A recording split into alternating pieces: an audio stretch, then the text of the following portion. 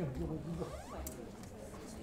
tiene un par de opciones. En octubre, septiembre no, agosto sí. Metan en octubre. Antes de octubre no se conviene. No, de todas maneras, tiene que ser después de octubre, noviembre. Noviembre es lo No, mejor. agosto sí, noviembre. Madre, ¿dónde? ¿Cuándo es?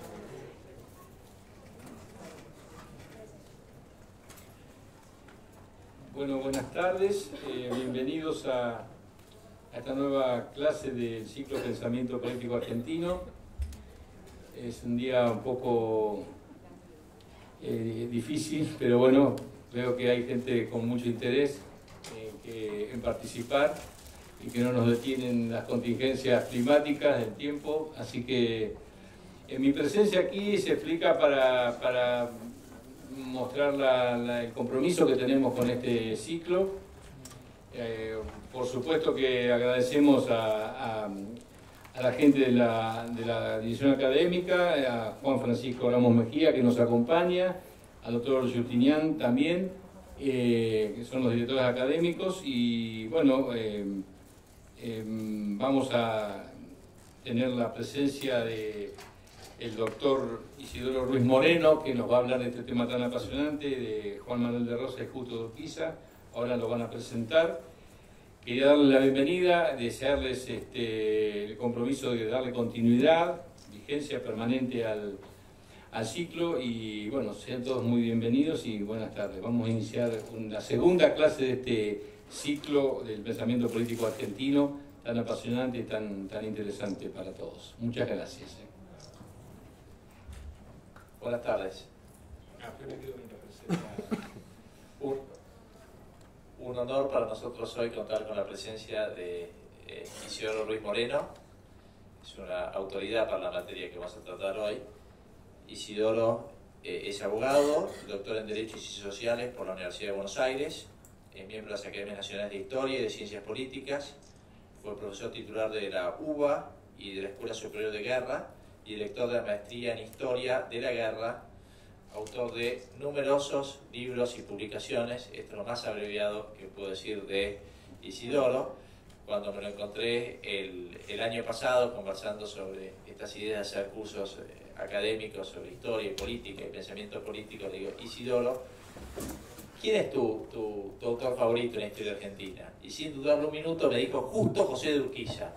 Claro, estaba escribiendo La vida de Urquiza, que es un libro que sacó recientemente, que es muy bueno, y si lo hace entretenida la charla, nos convencerá de que el libro también vale la pena seguirlo.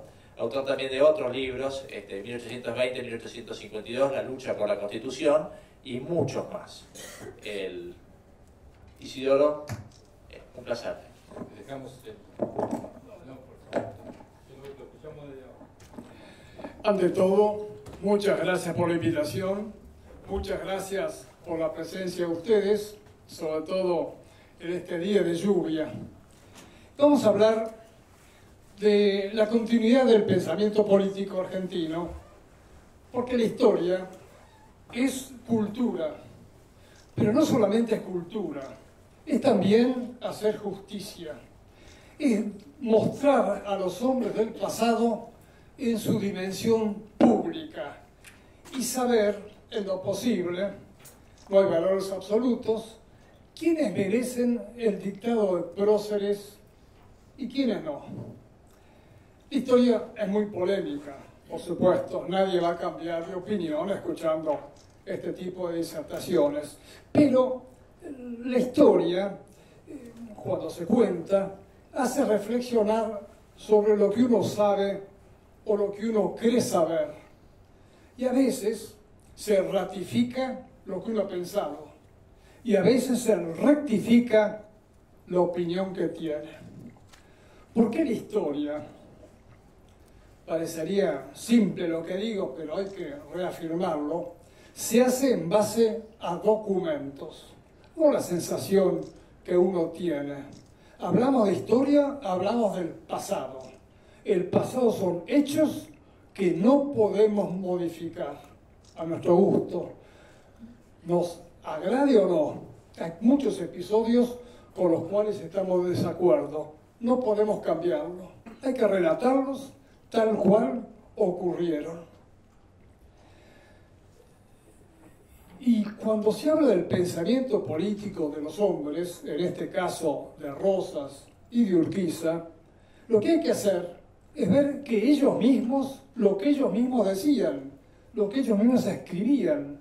Cuando hablamos de Rosas, no vamos a recurrir al Facundo de Sarmiento ni a la apología de Adolfo Saldías. Debemos recurrir a lo que Juan Manuel de Rosas expresó en su momento. Hay toneladas de documentos históricos y hay que hacer, por supuesto, una selección. Vamos a ver rápidamente el pensamiento de este señor y del que lo siguió. Historia muy polémica, como es la historia argentina. Cada uno, sepa mucho o sepa poco, tiene su corazoncito. Está de un lado o de otro. Hay cosas que no se pueden cambiar y hay cosas que sí se pueden reflexionar. Para entrar en materia, digamos que había, siglo XIX, dos programas políticos de la Generalidad. El primer programa político fue conseguir la independencia. Del 10 al 20, en que San Martín se va al Perú, con la independencia ya declarada, ya consolidada, quedará en la frontera de Salta un límite movible, pero ya éramos los rioplatenses independientes. El primer programa político había sido logrado. Bueno, en ese país independiente, soberano, ¿qué le faltaba? Una ley. Desde la Constitución norteamericana de 1776 no se concebía que los países no tuvieran una constitución. No podía estar un Estado, una nación, al arbitrio del gobernante de turno, que podía ser sacado, cambiada su política. No, tenía que haber, como todos sabemos, una ley suprema a la cual estaban obligados a cumplir gobernantes y gobernados. Este constitucionalismo se había extendido desde Estados Unidos a todo el mundo, al mundo civilizado europeo al cual pertenecemos, occidental y cristiano, como se decía. Había constitución en Francia, en toda América, Brasil 1822, en Bolivia, en Paraguay, en Chile, en España. En España estuvo la Constitución Liberal de Cádiz, 1812. Todos los países tenían constitución, menos nosotros. Nosotros estamos oscilando no porque no quisiéramos constitución, sino porque no sabíamos cómo debía hacerse, lo de siempre. Se refleja en el Congreso actual, la gente opina distinto. Pero el constitucionalismo en Argentina había nacido con la Revolución de Mayo. Hay muchos documentos, no voy a citar, pero les menciono un hecho conocido por todos: la Asamblea Constituyente de 1813. Esta asamblea, este congreso, tenía dos objetivos importantes. 1813, declarar la independencia y hacer la Constitución, Asamblea Constituyente. Hubo proyectos, la Comisión Oficial, la Sociedad Patriótica presentaron proyectos, pero como saben ustedes, por política no se llegó a eso. Hubo estatutos, reglamentos provisorios, hubo otra Constitución en 1826, constantemente se buscaba la Constitución. Y esto lo querían todos los pueblos argentinos. En los pactos interprovinciales se demuestra eso. Desde el primero de los pactos interprovinciales, que menciona el preámbulo de la Constitución, en cumplimiento de pactos preexistentes, ya está la idea constitucional. Es el famoso Pacto del Pilar, entre Ramírez, López y Zarratea, donde se prevé la organización de un congreso que se reuniría en el convento de San Lorenzo. A los 60 días no se pudo conseguir esto. Pero tanto el Congreso Nacional de 1826, que era esa declaración no nata, como los pactos interprovinciales insistían en la necesidad de tener constitución. Estamos hablando de un esbozo de lo que después serían y no muy bien calificados de federales y unitarios. Todos querían al país, porteños y provincianos, todos. Hasta que después de muchas guerras civiles, muchos enfrentamientos, dejo de lado tantísimos episodios, no porque no sean importantes, son importantísimos, pero por falta de tiempo y por método, hasta que se llega en 1831 a una gran síntesis, cuando el país estaba dividido en dos ligas, la Liga del Interior, dirigida por el general Paz desde Córdoba, y la Liga Federal con las 4 provincias del litoral, en un enfrentamiento geopolítico. Las 4 provincias del litoral, en vez de ligarse por pactos interprovinciales, firman un pacto entre las 4 provincias. Es el pacto del litoral, por la región, que después fue lisa y llanamente el pacto nacional de la federación, firmado el 4 de enero de 1831 en Santa Fe, frente a la Liga del Interior del General Paz, que también había firmado otro pacto similar. Este pacto, en lo que nos interesa, decía que cuando se estableciera la paz pública, o sea, cuando fuera derrotada la Liga del Interior, se celebraría un congreso constituyente.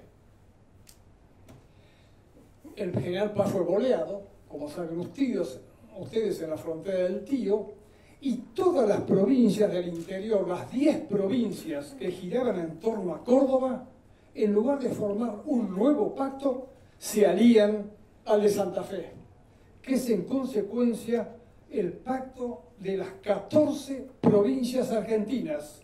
Fue la ley común para el futuro de la organización nacional. Y repito, cuando exista la paz pública, se reunirá un Congreso Constituyente que organizará el país bajo el sistema federal. Para eso se había triunfado.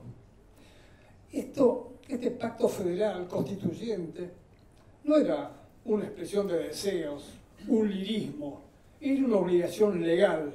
La única obligación, la única ley, el único pacto de las 14 provincias argentinas. Debo insistir en esto. Obviamente, voy a recalcarlo, lo firmó Buenos Aires, la provincia más importante, siendo su mandatario el general Juan Manuel de Rosas. Pero Rosas no quería la Constitución, fue una obligación, eso no importaba. Rosas lo que quería era el mando sin cortapisas, ya vamos a hablar de esto. Y comienza una campaña Rosas muy larga para oponerse a la reunión de un congreso que naturalmente iba a poner cortapisas a la libertad de acción, en beneficio de todos, no importaba, iba a poner límites a la autoridad. Y comienza su campaña. Hablando de documentos, les citaré una frase dirigida a Estanislao López de Santa Fe, que sí quería el Congreso. La República, decía Rosas, se verá convertida en un teatro de anarquía y horrores, como ha sucedido siempre que se ha pretendido organizarla. Que no hubiera ley. Por cada mandatario procedía según su arbitrio. Este pensamiento de Rosas, contrario a la Constitución, que insisto, era obligatorio, de cumplimiento obligatorio, se ve reflejado también cuando le escribe a un gobernador Calderón de San Luis en 1835. El grito de Constitución es el tizón con que los unitarios se han propuesto incendiar la República, con la idea de acabar con el régimen federal y sus defensores. Es de absoluta necesidad perseguir con toda firmeza esa turba de malvados en todos los puntos del territorio argentino. Y ya vemos una diferencia que es inexacta. Yo federal, mis adversarios unitarios. Esto no fue así y lo vamos a ver ahora enseguida. Pero con esta noción de quién va a ser el hombre más importante del país, queda desterrado, esto es importante, toda idea de fusión política, de hermandad entre argentinos, buenos y malos, nosotros los patriotas, los otros los traidores. Hasta que, muy poco después, es elegido gobernador ya el general Rosas con la suma del poder público. Hay que pensar lo que significan estas palabras, la suma del poder público, la concentración en una persona de los tres poderes del Estado, la dictadura. Era ejecutivo porque era gobernador, era legislativo, lo ejerció muchas veces, no porque no hubiera sala de representantes, sino porque la sala de representantes, la legislatura, en lugar de ser un órgano de contralor al Ejecutivo, era un coro que lo aplaudía. Y había también jueces y una Cámara de Apelaciones, pero Rosas, en el manejo de la suma del poder público, se arrogaba el derecho, y así lo hizo, de intervenir en cualquier causa, civil, comercial, penal, muchísimos incidentes. Les menciono uno sobradamente conocido por todos, la muerte de Camila Gorman y el sacerdote Ladislao Gutiérrez en 1848, sin juicio, sin defensa, por la orden que firmó Rosas en ejercicio del Poder Judicial. Por ejemplo, muchísimo, la quiebra de la Casa de Sica, etcétera, etcétera.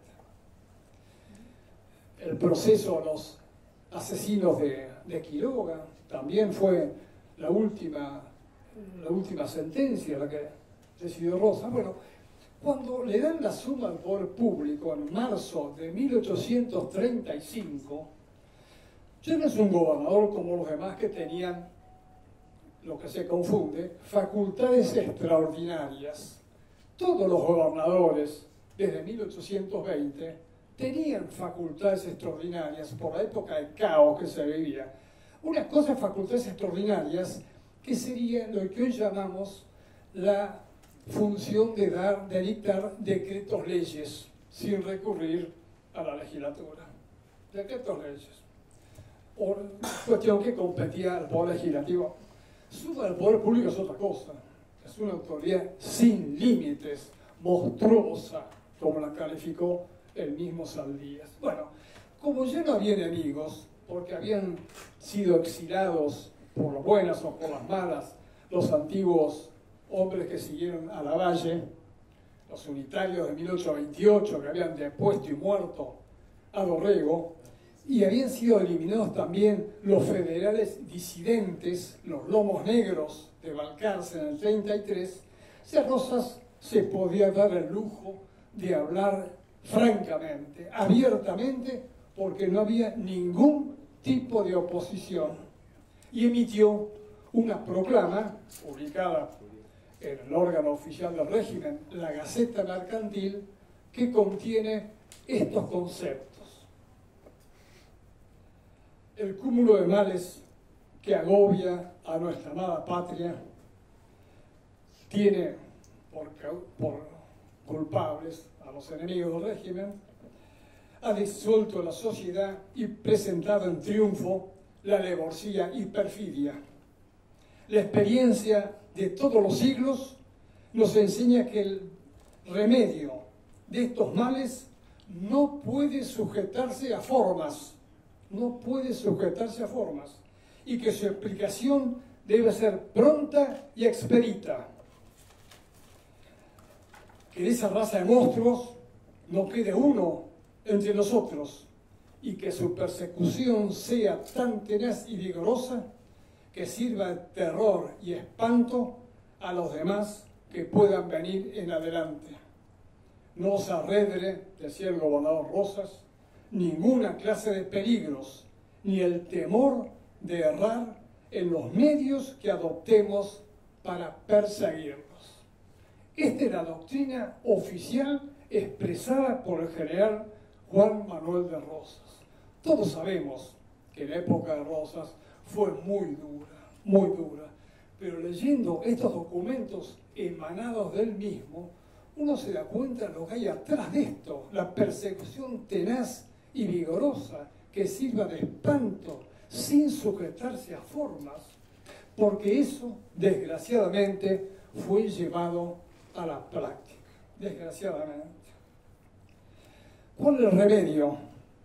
El remedio es que no hubiera una voluntad omnívoda, que hubiera un freno legal, que un congreso fuera convocado y diera la Constitución. No, eso no es lo que quería el general Rosas. Y escribía una y otra vez, dando también otros matices, otros alimentos a su doctrina. No crean que yo estoy exagerando, estoy leyendo documentos oficiales. Y además, a diferencia de mi querido amigo Juan Francisco Ramos Mejía, no desciendo de emigrados oficiales de Lavalle, salvajes unitarios, yo desciendo de oficiales del Ejército Federal. Le digo esto porque puede parecer cargoso lo que digo. Mi tatarabuelo, Ruiz Moreno, peleó contra Lavalle y contra Paz. Cayó prisionero en Caguazú. Cada uno piensa con su propia mentalidad. Así que lo que estoy diciendo no es fanatismo que llevo en la sangre, sino que he descubierto que la verdad estaba en otro lado. Fíjense lo que describe el general Rosas, ahí nomás, meses después de haber sido elegido dictador. Dictador en la suma de poderes, tirano si los ejerce mal. Bueno, ahí viene la polémica. Cada uno piensa lo que quiere. Escribe el general Rosas un documento publicado en la Gaceta Mercantil, el diario oficial. La causa de la federación es tan nacional que debe ser para nosotros tan sagrada como la de nuestra independencia política de España. Pero la causa de la federación tiene enemigos más activos, más intrigantes y mucho más temidos, porque cuentan con 1000 modos de enmascararse. Es preciso, pues, aclaraba Rosas, ser más escrupulosos, más vigilantes y más rígidos con aquellos que con estos. Es preciso no contentarse con hombres ni con servicios a medias y consagrar el principio de que está contra nosotros el que no está del todo con nosotros. No es cuestión de que hubiera una adhesión más o menos manifestada, más o menos tibia, del todo con nosotros, sino eran enemigos. Con lo cual pasa al campo adversario, calificados mal, de salvajes unitarios, los federales que querían la Constitución y que estaban en contra de la suma del poder público. Fue una división tajante. Rosas no quería la Constitución, no quería Congreso y anamatizaba, no sé cómo se dice, a todos que hablaran de este tipo de cosas. Congreso, Constitución, eran los que no estaban del todo con ellos. La división que la conocemos todos, no voy a entrar a la crónica de la época Rosas, fue tan tajante que llegó a un extremo absoluto que no está suficientemente expuesto. Los enemigos de Rosas usaban la bandera nacional, que había sido consagrada tal por el Congreso de Tucumán en julio de 1816. Inmediatamente de la declaración de independencia se adopta la enseña que la representa, blanca y celeste. Como lo usaban los enemigos, el celeste era un color unitario, tolerante unitario a todos, aunque fueran federales. Es algo muy importante el símbolo patrio.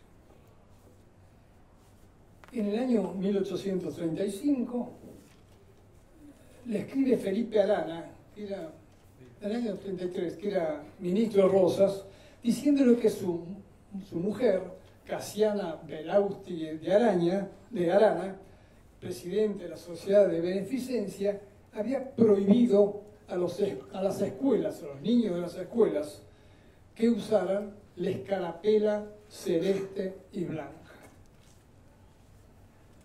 Pascuala, dice Arana, porque hay que ir a los documentos, me encarga, diga usted, que como este año está de presidenta, ha dado orden a las escuelas que para la fiesta del 25 de mayo quiten las cintas celestes y usan la punzó, como usted lo significó, la divisa federal.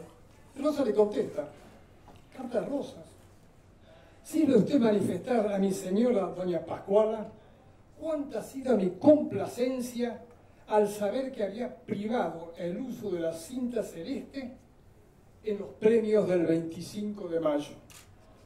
Siguiendo su ejemplo, mandé que todo el que tuviera algo celeste en el ejército lo quemara dicho día, el 25 de mayo. Es decir, la división era tajante y había que perseguir a los enemigos, desgraciadamente, a muerte. Y hay muchos episodios que no voy a entrar a considerar.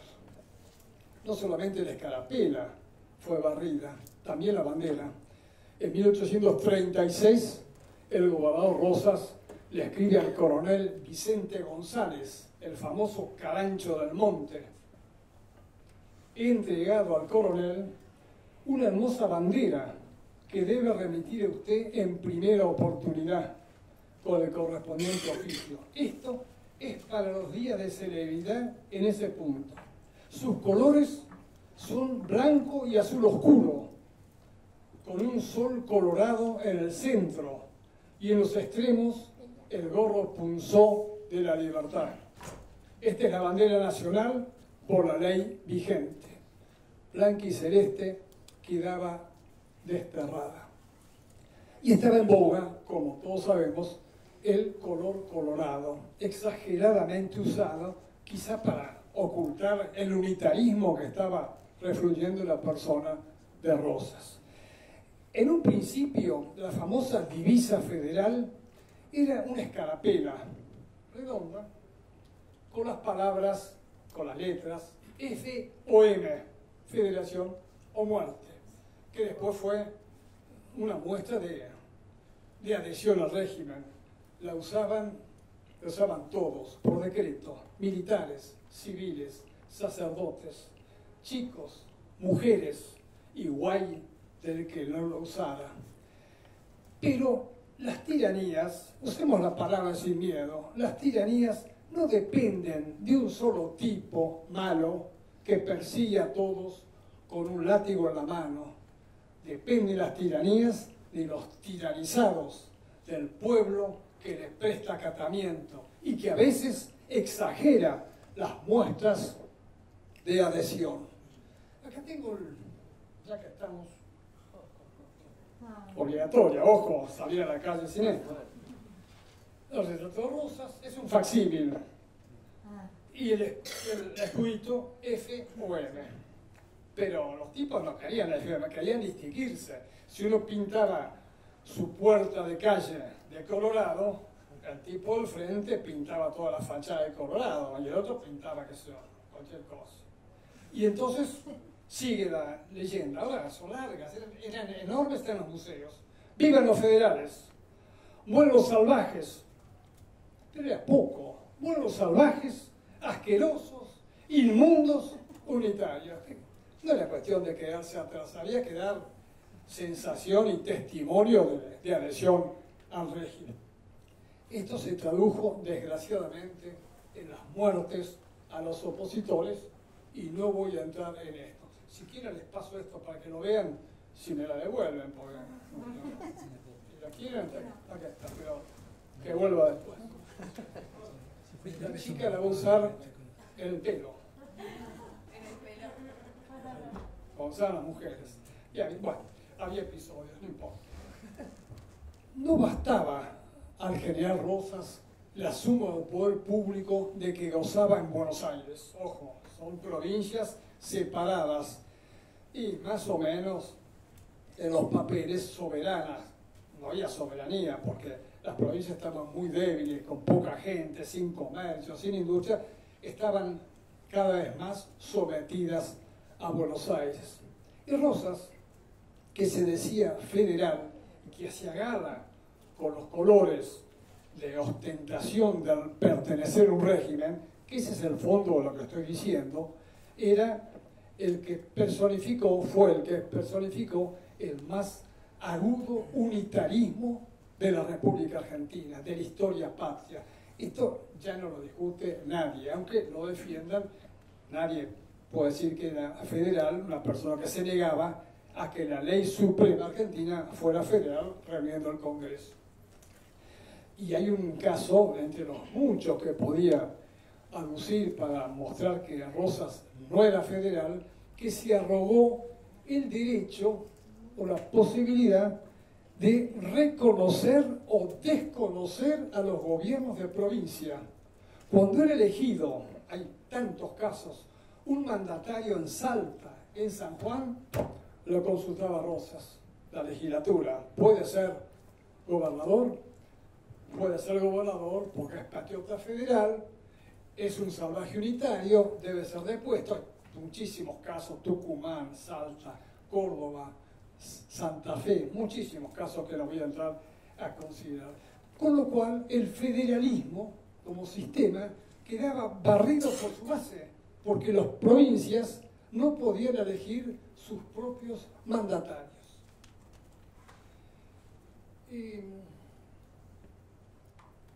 Hasta que con el tiempo, las luchas favorables a Buenos Aires dieron el triunfo completo a las armas del general Rosas. Habían sido vencidos Lavalle, Paz, Madariaga, Juan Pablo López, todos los Verón de Astrada, todos los que se les ocurra recordar a ustedes. Y todas las provincias eran uniformemente federales, entre comillas federales, sometidas a Buenos Aires, con las manifestaciones, voy a usar la palabra, de servilismo, de la cual hay muchos casos. Hasta que, a fines de 1849, cuando el general Rosas debía ser reelecto para un nuevo mandato, se inventó algo más, que no fuera dictador solamente en Buenos Aires, de hecho lo sería en el país entero, pero legalmente en Buenos Aires, sino que debía ser jefe supremo de todo el país, con el título o de jefe supremo o de presidente. Y la legislatura de Buenos Aires conviene transcribir sus conceptos, pues es un reflejo de lo que se vivía. Le dice en un oficio al gobernador lo siguiente: que debe continuar en el mando, pero sin la postradora tarea que hasta aquí. Aun cuando de esta determinación resultaran demoras, sean cuales ellas fuesen, sean cuales fuesen los asuntos demorados, los representantes y los ciudadanos representados afianzan las consecuencias con sus vidas, haberes, fama y porvenir. Si del propuesto proceder resultaran demoras en el despacho de los asuntos públicos, sean de la clase y naturaleza que fuesen, aún de aquellos de más elevación nacional, que la sufran, señor. Este es un documento de la legislatura de Buenos Aires, no es un invento venido de Chile o de Montevideo. ¿Qué no querían los diputados? La guerra en el caos. No la queremos, y para precaverla, nada es que esperen su despacho muchos asuntos por años y por años. Era la dictadura total, vitalicia, pues ya no se fijaba término, e irresponsable, porque no tenía obligación de rendirse cuentas. Esto, de Buenos Aires, de la legislatura porteña, fue repetido por leyes en todas las provincias argentinas. Felicito la honestidad del público. Me serviría para otra vez. Hasta que hubo alguien que reaccionó. Esto no puede seguir porque el país sufre una cantidad de perjuicios que no había que considerar. Y Entre Ríos, el gobernador Urquiza de Entre Ríos, reaccionó el primero. No podía ser esta dictadura irresponsable, vitalicia, sin Congreso, como lo marcaba el Pacto Federal. Le daba una opción a Rosas. No había querido usted hacer esto, bueno, ahora me toca a mí. Y el 1 de mayo de 1851, pasados unos días de la reelección de Rosas, emite el gobernador de Entre Ríos, jurídicamente igual, un decreto conocido por el pronunciamiento de Urquiza, bajo el significativo lema de "Viva la Confederación Argentina, mueran los enemigos de la organización nacional", en lugar de "mueran los enemigos, mueran los salvajes unitarios", como era obligatorio fechar, encabezar todos los documentos privados y públicos. Mueran los enemigos de la organización nacional. Y comienza la prensa entrerriana a clamar por la reunión del Congreso. La única provincia que sigue al gobernador Urquiza es la de Corrientes, con su mandatario, el general Benjamín Virasoro, también destacado en las luchas contra los titulados unitarios, entre los cuales había muchísimos federales de la primera época, como por ejemplo el correntino Pedro Ferré, el autor intelectual del Pacto Federal de 1831, y muchísimos otros. Urquiza explicó a muchos camaradas cuál era su posición. Dice: yo no me he dado cuenta recién de lo que necesita el país. Lo que pasa es que yo combatía para terminar con el partido unitario, que estaban en contra de la voluntad federal de los argentinos, para que en La Paz ese hombre que nosotros hemos llevado y mantenido en el poder reuniera el Congreso, que es obligatorio desde hace 20 años en que estaba incumplido. Separado ya, escribe Urquiza a un amigo, de la política rastrera y antinacional de don Juan Manuel de Rosas, me uno a los buenos y verdaderos federales, a los que respetan la soberanía y libertad de las provincias argentinas, a los que de buena y con un deseo bueno y sincero piden la organización nacional bajo el sistema federal. En política, todos sabemos, no es cuestión de emitir buenos deseos y frases que satisfacen a mucha gente. La cuestión es llevar a la práctica eso. Rosas se había proclamado federal sin serlo. Les he mostrado algunos ejemplos de su doctrina y su aplicación muy rápidamente. Rosas quería el mando absoluto, sin Congreso Constituyente, sin federalismo, los gobernadores subordinados. Ahora Urquiza contrarrestaba esa política. Son dos hombres totalmente opuestos y todo el mundo se dio cuenta. Ya Urquiza estaba marcado, y Rosas no lo desconocía, desde 1846. Esto del levantamiento de Entre Ríos contra Buenos Aires no era un impulso repentino del momento, pues se dio cuenta al levantarse la cama que en realidad esto venía de antes. En 1846 había firmado una alianza con Corrientes, justamente con el gobernador Madariaga, los famosos pactos de Alcaraz, para reunir el Congreso Constituyente. Rosas había desaprobado esto y Urquiza, sin medios, echa marcha atrás. Ella estaba marcado por Rosas, que lo ve que no es tan dócil como todos, y desde los emigrados antirrosistas, no quiero decir unitarios porque no lo eran, que lo miran como el hombre que puede cambiar la situación argentina. Y empiezan a escribirle a Urquiza: Sarmiento, Florencio Varela, Esteban Echeverría, José Mármol. Usted es el hombre que va a cambiar la fisonomía nacional y que puede cumplir con el anhelado sueño de una constitución argentina. Rosa, que no era nada sonso, se daba cuenta y recelaba de Urquiza hasta que el pronunciamiento fue una cosa ya conocida y pública. Y se ponen en marcha los mecanismos de uno y de otro lado. Comienzan a fluir los emigrados a Entre Ríos, a Corrientes, y se va a formar un ejército para voltear al gobernador de Buenos Aires. Recién les he dicho que solamente Corrientes apoya a Entre Ríos. Más o menos. A poco tiempo se levanta Santa Fe contra Rosas. Depone a su mandatario, que escapa a Buenos Aires, y ya son 3 provincias las que están unidas. Las 3 provincias que habían firmado el Pacto Federal en el 31, que venían con las armas en la mano a reclamar por su incumplimiento a la parte que no lo había realizado.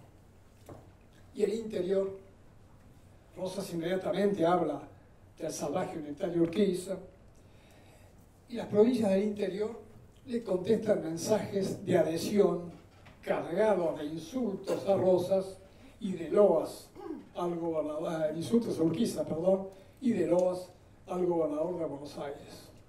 Pero ninguno se mueve, no le mandan tropas, ni armas, ni hombres. Están expectantes 10 provincias del interior al drama, al duelo en el litoral.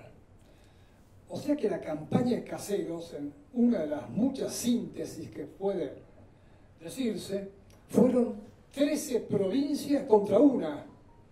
3 provincias, Entre Ríos, Corrientes, Santa Fe, con las armas en la mano, y 10 provincias colaborando con ellas con su pasividad, contra una Buenos Aires que no cumplía el Pacto Nacional de la Federación.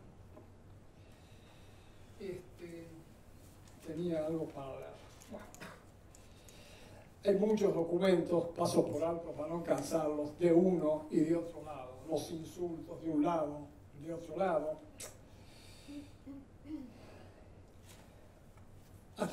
Hay un manifiesto de Urquiza que es muy importante. La historia, como les dije, se hace con documentos, no es cuestión de que yo cuente lo que se me ocurre. Ha llegado el día de robustecer, dice Urquiza, el sentimiento nacional y finalizar esa exhibición sangrienta que los argentinos miran con horror y que a los extraños sirve de título suficiente para acusarnos ante el respetable tribunal de la opinión del mundo. Vuestro sufragio, les dice a las provincias, en favor de Rosas, fue para que constituyera esa nación que es vuestra, pero él solo quiere oprimirlos, y el baldón, entonces, si lo consigue, no será tanto para el tirano como para los que dóciles se doblegan a sus inmundas plantas. Como les decía, no es el tirano, son los tiranizados los que sostienen estos poderes. Y al pueblo y a las tropas les manda la proclama: compatriotas, la hora de la organización y del triunfo de la República acaba de sonar en el gran reloj del destino. El sistema federal representativo, cuya popularidad ha servido de máscara al famoso asesino de 1840 y 42, imperiosamente reclama un ejemplar castigo para el usurpador de las prerrogativas nacionales.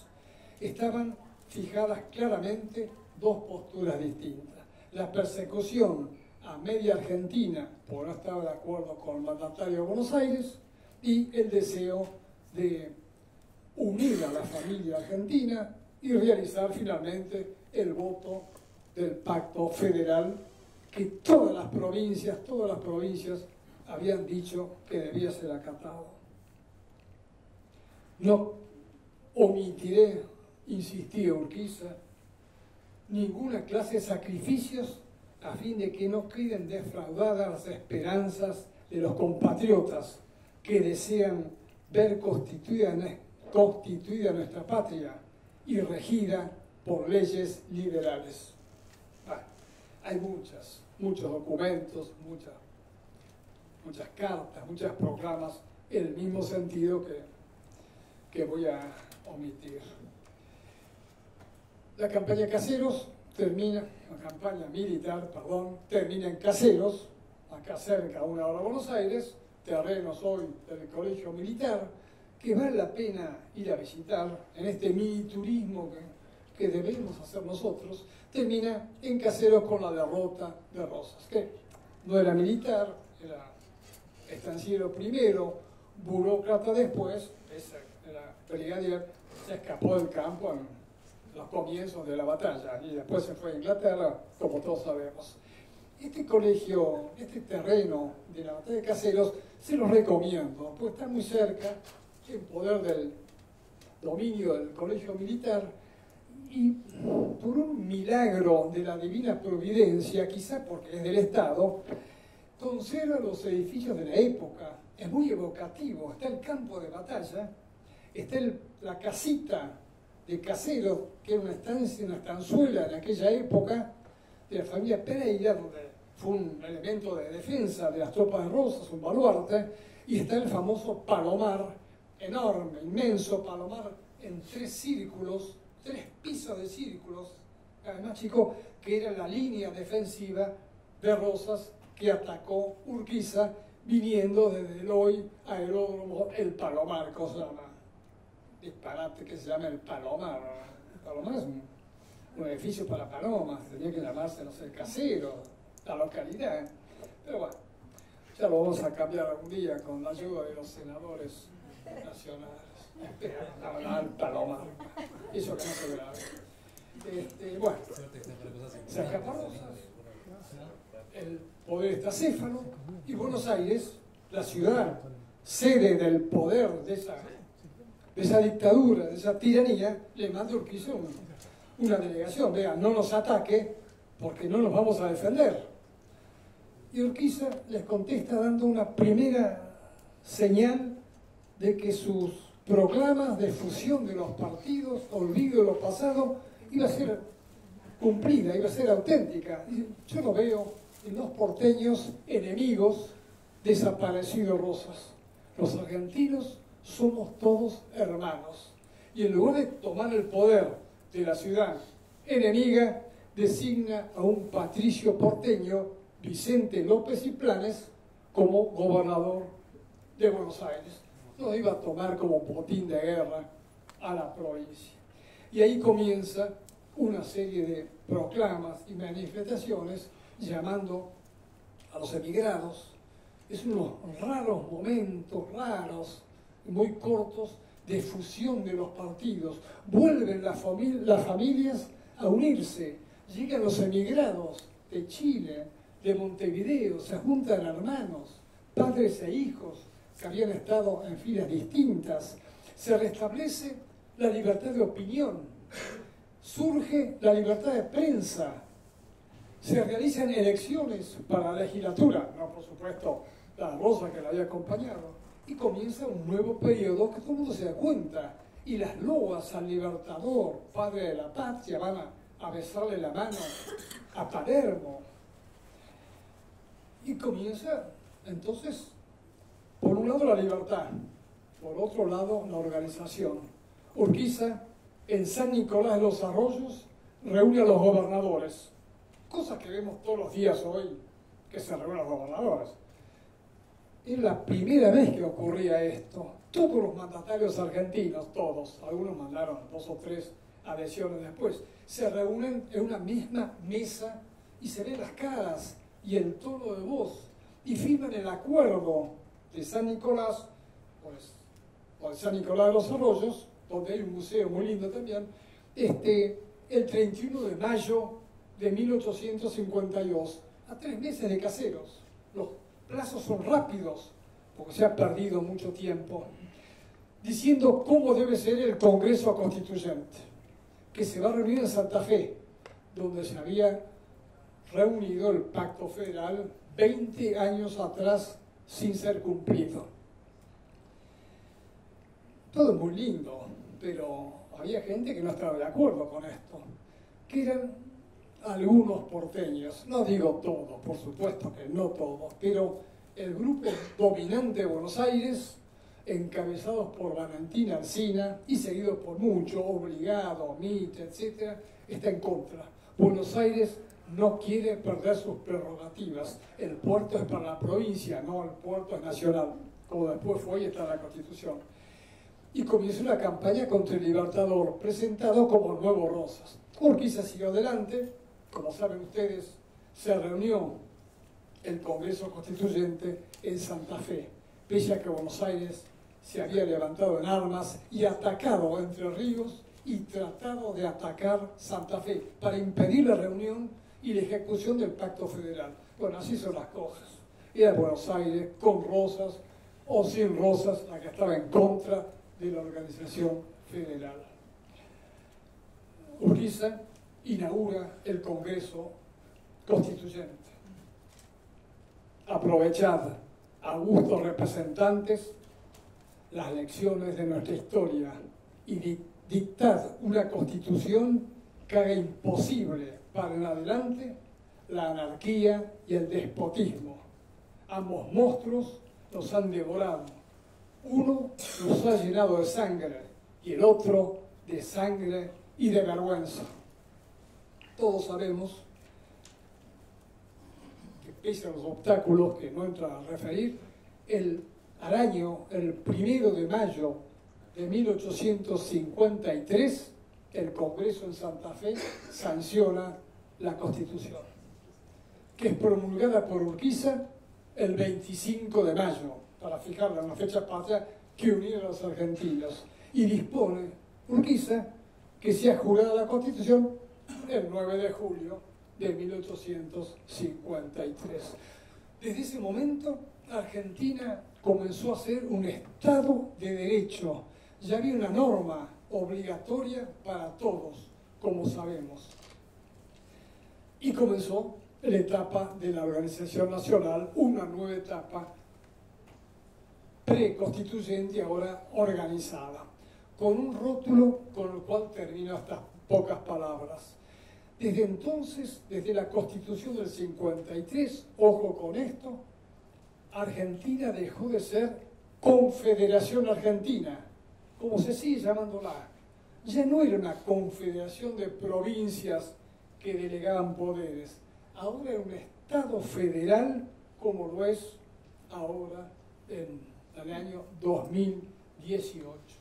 Y cuando terminó el mandato de Urquiza, que para mí hay que volver a los 6 años y dejarse de macanas electorales como ahora, 6 años sin reelección, no 4, pero bueno, es una opinión mía.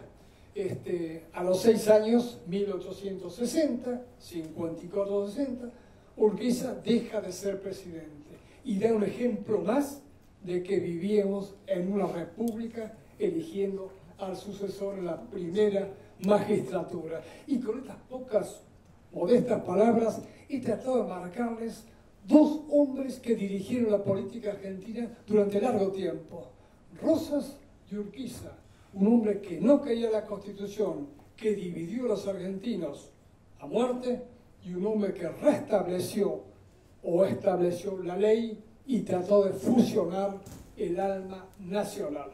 Muchas gracias.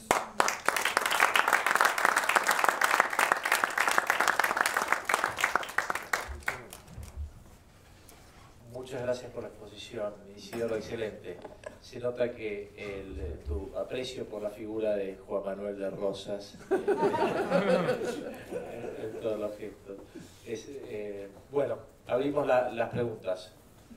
¿Hay micrófono o no? Sí, hay un micrófono. Somos muy poco. Repetemos el micrófono. Repitemos. Preguntas Si que no- pueda contestar. Sí, Nada de pero- Está, que está. pongan un boleto. ¿Te aprendí esto? Sí, sí. Hola. No, que yo quería saber es por qué le toma 20 años a Urquiza. ¿Por qué le toma 20 años a Urquiza Ah, ahora sí. Algún defecto tengo que tener. Entre otros, en fin. Yo quería saber por qué le costó tanto tiempo a Urquiza darse cuenta que estaba frente a un tirano. Quiero decir, no hablamos mucho de... No hablamos mucho de cuál era el marco en el que asume Juan Manuel de Rosas con esa dictadura o esa violencia. Urquiza lleva 20 años de darse cuenta que lo que quería era otra cosa, ¿sí? Urquiza había sido por momentos el brazo armado o una parte del brazo armado de la Fuerza Federal, de la Fuerza Tirana, de la Fuerza Dictadura que usted mismo nombró. ¿Por qué le toma tantos años darse cuenta? ¿Por qué siempre sigue hablando de muerte al enemigo, como igualmente es la misma medicina que planteaba el brigadier general? ¿Y por qué San Martín le lega su sable en homenaje, en honor o en respeto hacia todo lo que hizo de alguna manera al país? Y por otro lado, si usted cree de verdad que la Constitución del 53, inconstitucional del 60, ¿es una Constitución federal o no es federal? Hay tres preguntas en esa, por supuesto. ¿Por qué Urquiza se dio cuenta tanto tiempo? Urquiza fue uno de los mejores generales de Rosas. Combatió desde el año 39 hasta el 47 en favor de Rosas. Él explicó que en la época de guerra no se pensaba mucho, eran blanco y negro. Estaba embanderado en una causa y seguía, y como dijo, para terminar con los unitarios, decía, y para que se construyera el país. Pero el pensamiento de la organización constitucional lo tuvo de siempre. Él dice que comenzó a pensar en esto cuando lo conoció en 1836 al general Balcarce, después Lomo Negro, que lo destituyera Rosas, digamos, los hombres de Rosas, y fuera a morir a Entre Ríos. Ahí dice que trató familiarmente a Balcarce y se le prendió la lamparita. Y siempre pensó Urquiza en la organización del país, pero la situación no daba para alardes cuando no se tenían los medios para imponerla, como hacía Saavedra, no están maduras las brevas. Cuando en el 46 hace los pactos de Alcalá con Corrientes, con Madariaga, él quería levantarse. Y le hacen ver los entrerrianos que no podía, porque el país entero estaba con Rosas. Se levantó después, pues ya no daba más, con el apoyo de Corrientes también de nuevo, y vino a Caseros. ¿Por qué San Martín le da la espada? Para mí fue una equivocación de San Martín, pero voy a tratar de explicarla. San Martín vivía en Francia, su yerno Balcarce era funcionario de Relaciones Exteriores de Buenos Aires, estaba un poco ajeno, y como decían muchos de los emigrados, lo dijeron después, Valentín Alsina y algunos otros que no me acuerdo, él no veía, como gran patriota que era, sino que había extranjeros contra el gobierno de Buenos Aires. Y en ese también, blanco y negro, él no dudaba. Si había extranjeros, estaba en contra de los extranjeros. Tantas veces había dicho, no me meto en discordias civiles, yo no soy un Sila para cubrir de proscriptos mi país. No quería. Rosas lo quería San Martín de su lado, pero no a su lado. Le mandaba mensajes, lo atendía, cosa que antes no se había hecho con San Martín. Y San Martín estaba agradecido. Y bueno, y le mandó el sable a Rosas. Ojo con esto, 2 minutos. En agradecimiento, no me acuerdo la frase exacta, pero es el sentido, por cómo había defendido la soberanía argentina. Ojo con esto, pues San Martín es San Martín, hay que explicarlo. El testamento de Rosas se fechó en 1844. Los enemigos de Rosas, que había defendido la soberanía contra ellos, eran los franceses, que habían comenzado un bloqueo, ojo con las fechas, en 1838, el bloqueo de Buenos Aires, y que terminó en 1840 con el Tratado Arana-Macó, que pone fin al conflicto. Que después comienza otra cuestión con Inglaterra y Francia en el 45, es una cosa diferente. San Martín escribe en el 44, o sea que se refería al conflicto con Francia.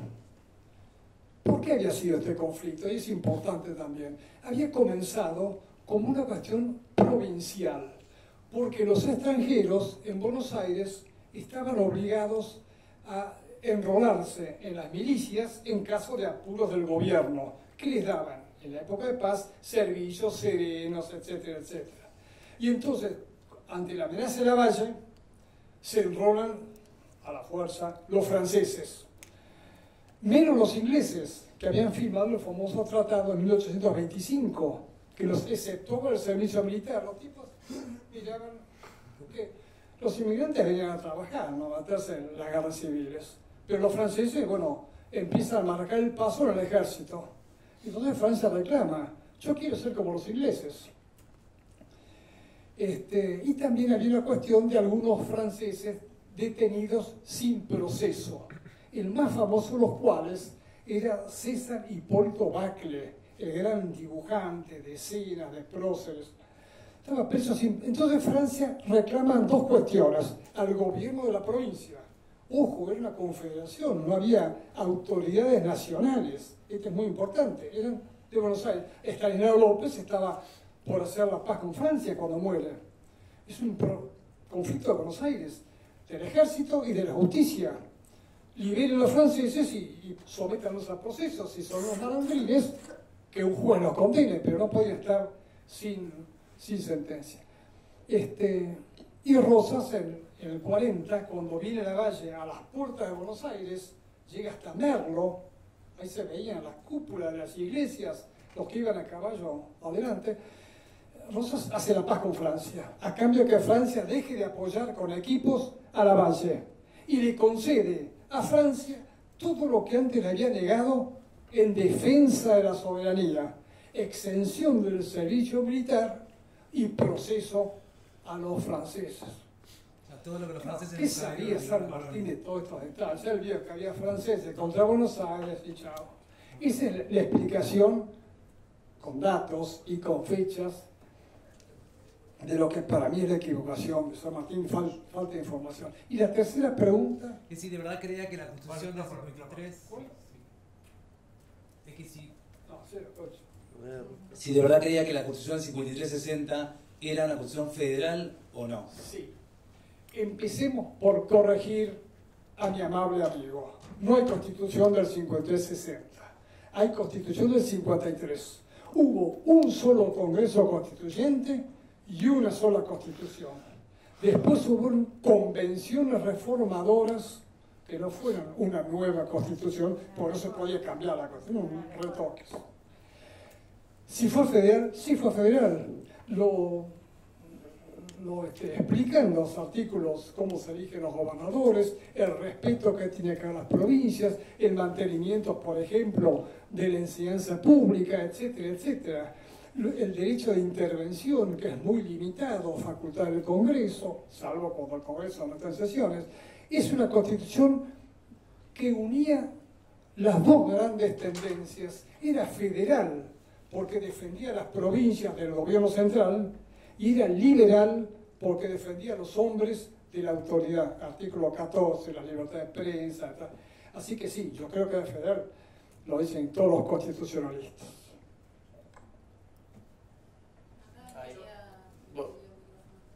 Bueno, ahí después.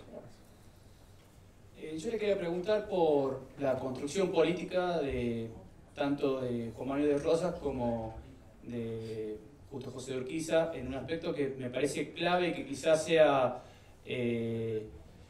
como innovador para esa época, ¿no?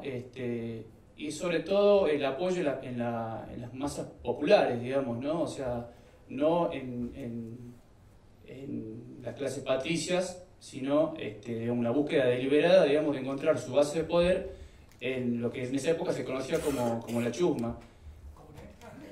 Y sobre todo, digamos, ¿no? Trabajadores de los márgenes de la ciudad, aborígenes, trabajadores rurales, sobre todo en el caso de Rosas, y también qué experiencia hay sobre su antecesor en algún punto, que es Manuel Dorrego, ¿no? Por lo menos en el pensamiento federal, que también era un hombre de gran prestigio en ese grupo social. También tiene muchas preguntas la suya. Si me sintetiza cómo son los puntos, sí. Por ahí, para desarrollar, digamos, esta cuestión de la construcción política de los dos, de Rosas y de Urquiza, como hombres sustentados fuertemente en las masas populares y no tanto en las élites. Listo. Las masas populares políticamente no contaban. Bien o mal, estamos en 1852-53. En un país en gran mayoría analfabeto, que no había diarios, que la educación elemental la dictaba gente de buena voluntad, porque no había normalismo, a veces eran sacerdotes, el pueblo no votaba. No votaba porque no quería, el voto era libre. ¿Cuál era el mecanismo del voto? Era como los partidos políticos actuales. Uno se anotaba en un padrón y llegado el día de la elección votaba si quería o si no quería no lo hacía. ¿Cómo ocurren los partidos políticos? Por eso no es de acuerdo a la época el hecho del pueblo que no participaba. Sí participaba a través de sus representantes, como lo dice la Constitución. Ahora los pueblos no gobiernan ni de ideas, sino a través de sus representantes, porque posiblemente en el fondo al pueblo no le interesaba el mecanismo electoral. Eso es una cuestión de la época, porque toda la política es una cuestión de desarrollo sucesivo. No todo se da de golpe, se dan por etapas. Hubo libertades, hasta la libertad electoral, que vino mucho tiempo después y después se fue perfeccionando. Así que hablar de que los gobiernos no representaban al pueblo, yo creo que es errónea, cronológicamente hablando. Ahí tenemos una pregunta. Preséntense si pueden. Sí, mi nombre es Manuel. Mi pregunta básicamente es, sabiendo que Rosas creía que la Organización Nacional era preexistente a sancionar la Constitución, de acuerdo a su conocimiento, ¿cuándo cree usted que hubiese sido lo ideal sancionar la Constitución en gobierno de Rosas o anteriormente incluso? ¿Cuándo debía haberse sancionado? Exacto. Yo creo que cuando los gobiernos manifestaban la necesidad de que hubiera Constitución, y yo creo que la necesidad había sido desde los primeros momentos. No podían los gobiernos o el pueblo o el país andar a los tumbos, que duraran los mandatarios hasta que no los voltearan otros de su misma afiliación o contraria, sino debía haber sido, para ir concretamente, a la Asamblea de 1813. Ya el país o la clase dirigente, como dice el señor, o los que pensaban, sabían qué necesitaba la Argentina. Y también le contesto un poco a los dos. El constitucionalismo estaba ya en la esencia del pensamiento de todo el mundo al que pertenecemos. Todo el mundo, para repetir las palabras, tiene su constitución. Nosotros los argentinos fuimos los últimos en tener en América una constitución. No porque no se quisiera, sino porque alguien no quería constitución. Constantemente se hablaba de constitución. No llegaba el caso por las discordias intestinas, unos contra otros, y esterilizaban, hasta que vino el Gran Pacto Nacional, que tampoco fue cumplido. No sé si le contesté.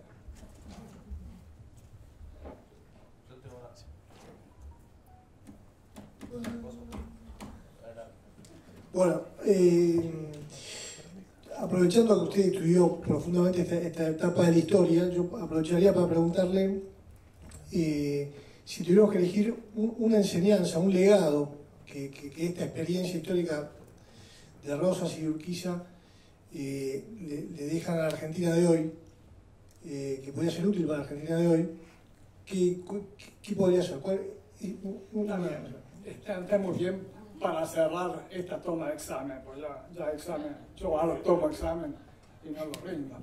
Le voy a contestar, está muy bien, con las palabras del manifiesto del Congreso Constituyente del 53 al cerrar sus sesiones. El Congreso dice: pedimos una sola cosa a los pueblos argentinos, obediencia absoluta a la ley que han jurado, punto aparte, lo que debía ser escrito en varios lados. Textual: los pueblos se dignifican postrándose ante la ley, porque así se libran de arrodillarse ante los tiranos.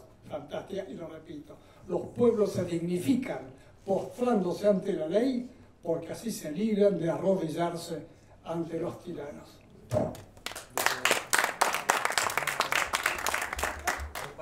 Un par de preguntas más.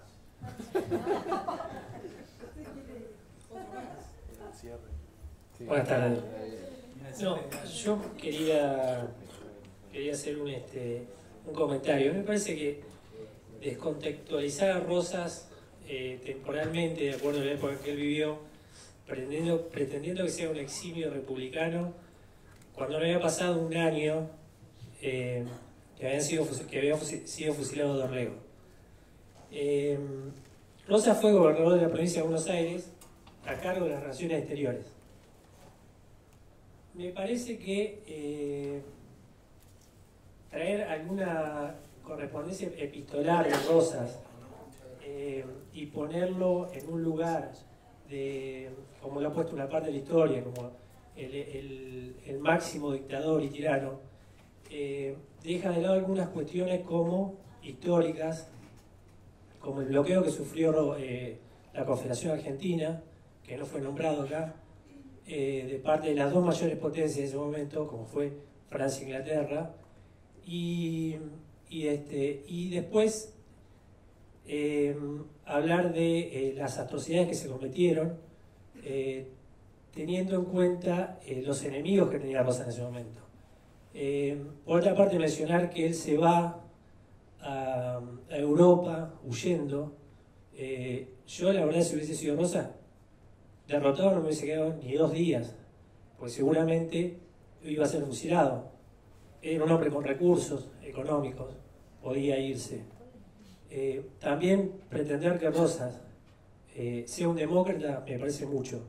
Era ni más ni menos que un estanciero con recursos provenientes de Salitre, de curtiembres que él tenía, y era una persona que fue llamado y que fue elegido de la misma forma que fue elegido Lavalle al momento de fusilar a Dorrego, elegido por sus propios partidarios. Entonces, simplemente quería destacar esto, no descontextualizar la historia, tener en cuenta lo que usted dijo. Esto es una anarquía total. Habían pasado 16 años, 13 años mejor dicho, desde que asume Rosas como gobernador, de lo que había sido la declaración de la independencia, 1829, primera gobernación de Rosas, y pretender que él asumiera todos los símbolos patrios, como era en ese momento la bandera argentina, como algo de un simbolismo nacional, como puede ser hoy, 200 años después, me parece que es como si nosotros pretendiéramos no cuestionar lo que pasó hace 16 años atrás, y decir, bueno, no podemos cuestionar lo que pasó en 2003, por ejemplo. Era contemporáneo él de lo que había pasado en 1816. Simplemente quería que se pudiera destacar eso como parte de otra historia, que es una historia contada por ahí por lo que se denomina revisionismo histórico argentino. Nada más, gracias. Hace tus reflexiones sobre ese comentario. Concretamente, ¿una pregunta? Es comentario, si querés comentar algo de esa visión sobre el revisionismo histórico que resalta la figura de Rosas. Es que no entendí mucho lo que quería preguntarme, o es un comentario. Es un comentario, nada. A ver, pero yo tomo parte del comentario. Yo tengo amigos rosistas también, y muchos nacionalistas católicos dentro de mis amigos rosistas que reivindican la figura de Rosas. Por supuesto, como dijo Isidoro, la genética no me ayuda para ser bueno con Rosas, porque en la batalla de Quebracho Herrado, a Francisco Ramos Mejía, hermano de quien es el abuelo de mi tatarabuelo, le serruchan la cabeza y se le ponen una pica antes que al mártir de Metán. Pero es verdad que eso pasaba en la época también.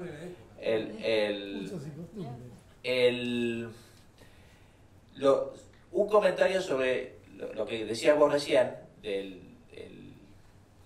el tema de la construcción, lo que pasó con Dorrego. Tuvo 22 años, desde 1830 a 1852 pasaron 22 años. Siento un poco sobre ese argumento puntual que es como la gente que justifica a Fidel Castro con el tema de Batista y qué sé yo. Bueno, está muy bien para los 2, 3, primeros 4, 5 años, pero ya pasó mucho tiempo en esa parte. Después es un tema muy interesante, mi reflexión, no sé, dos temas que yo sí entiendo por los cuales es muy valorado Rosas por los nacionalistas católicos. Y en un punto es por el tema de su alianza con la religión contra los liberales unitarios, si se quiere decir de alguna manera, y lo que ellos ven como una alianza con la modernidad de la Revolución Francesa, que era muy anticlerical. Y después el segundo punto es el tema de el comercio con las potencias extranjeras. Mi sensación del tema del bloqueo es que, digamos, lo que quería la Armada anglo-francesa era entrar por los ríos interiores para poder comerciar. Y las provincias eran provincias libres, era una confederación. Y entonces decía, por acá no pasa nadie. Entonces, era un punto de, casi digo, interior contra provincias, en un tema que beneficiaba a las provincias, me parece. Pero no sé tampoco, y una pregunta así para vos, Isidoro. Sí, ya sé que querés hablar. Una pregunta es, vos decís, Rosas ahora viene al revés, ¿no? Y es un tema para debate y discutir. Ya pasó tanto tiempo que podemos charlar sin tanta sangre en el tema, ¿no? Vos decís, Rosas era unitario en realidad, no era federal. Pucha, lo dejás muy mal parados a los unitarios. Si decís que Rosas era unitario. ¿Y por qué? Y va a lo último. ¿Y por qué esta idea de que el unitarismo sostenía como que el poder estaba tenía que estar concentrado en Buenos Aires, en el Estado Nacional y todo? Digo, ¿por qué Paz era unitario también? Parecía como que unitario federal no era tanto los partidos sobre el tema de la concentración o desconcentración territorial del poder, sino también sobre algo más. Para ser un poco serio, habría que dar una clase especial sobre esto, pero quería contestar 3 cosas. La guerra civil en época de Rosas fue entre unitarios y federales, pero al ver Rosas era unitario por la concentración de poder. ¿Qué es el unitarismo? La provincia puede elegir a fulano, no puede elegir a mengano. Todos los que se levantan contra Rosas eran los gobernadores de provincias, todos eran. ¿Y cuál era el lema de guerra contra Rosas? Traigamos a Rivadavia, vía la Constitución del 26, patria, libertad, constitución. Libertad, constitución, no hablaban de sistemas políticos. Primero había que voltear al que impedía la constitución. Todos eran lo que voy a decir ahora, que dice Juan Francisco. No hay oposición, y eso merecería una cosa más larga, pero lo voy a marcar. No hay oposición en una persona que sea liberal y católica. Yo soy liberal y católico. No hay contradicción de eso. Lo que pasa es que a fines del siglo XIX hubo una pelea liberales contra católicos, cuando los católicos eran liberales, como José Manuel Estrada, y los católicos eran liberales.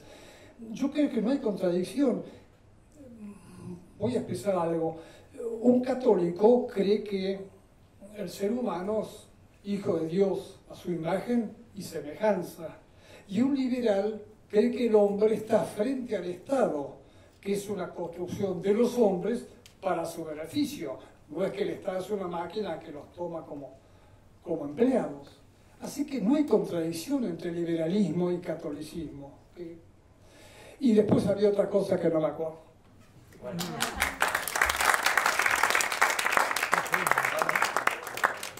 Muchas gracias. Bueno, sí. Tiempo justo.